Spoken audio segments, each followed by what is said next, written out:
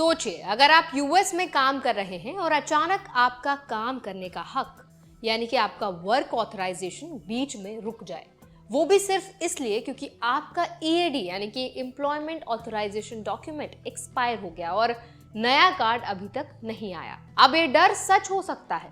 US की Trump administration ने एक बड़ा बदलाव किया है जो फॉरेन वर्कर्स, खासकर इंडियन प्रोफेशनल्स को सीधा इम्पैक्ट करेगा।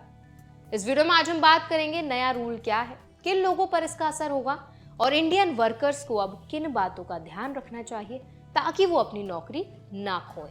तो चलिए फिर वीडियो को शुरू कर देते हैं। हाय, मेरा नाम है वर्षा दुबे और आप मुझे देख रहे हैं एनबीटी टेक एड पर। देखिए, सबसे पहले तो समझ लीजिए कि क्या बदल गया है।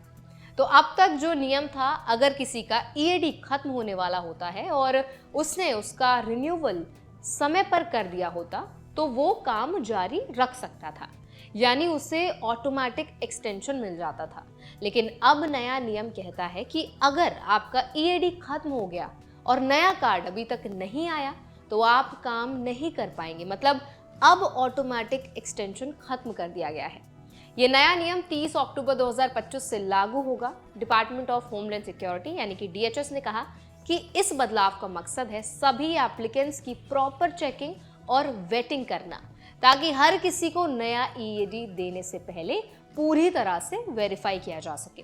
लेकिन इसका असर उन लोगों पर बहुत बुरा पड़ सकता है जो पहले से ही अपने रिन्यूअल के इंतजार कर रहे हैं। अब बात करते हैं कौन कौन इससे इम्पैक्ट होंगे। तो सबसे ज्यादा असर इन लोगों पर पड़ेगा H4 वीजा होल्डर्स, यानी वो लोग जो H1B वीजा वाले प्रोफेशनल्स के स्पाउस हैं और ईएडी के जरिए काम करते हैं।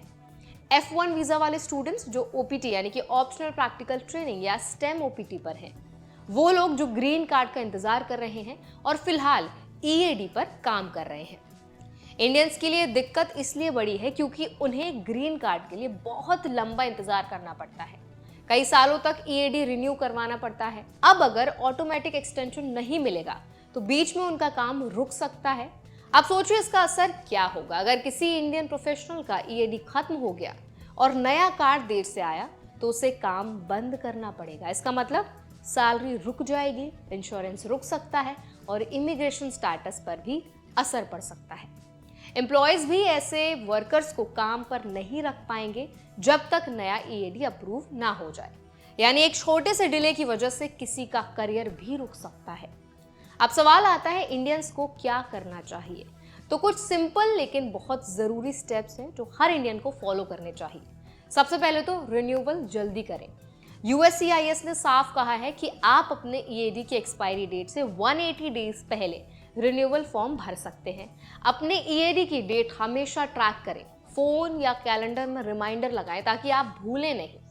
अगर आप H4 स्पाउस या फिर ओपीटी स्टूडेंट हैं तो इमिग्रेशन लॉयर से बात करें ताकि रिन्यूअल प्रोसेस में कोई भी गलती ना हो। अपने एम्प्लॉयर को ये नया रूल बताएं ताकि वो भी अवेयर रहें। अगर ईएडी डिले हो सकता है तो कुछ महीनों का बैकअप फंड बनाएं ताकि अचानक इनकम रुकने पर दिक्कत ना हो। अब सवाल ये भी उठता है कि यूएस ने रूल क्यों लाया होगा, आखिर इसके पीछे की वजह क्या है।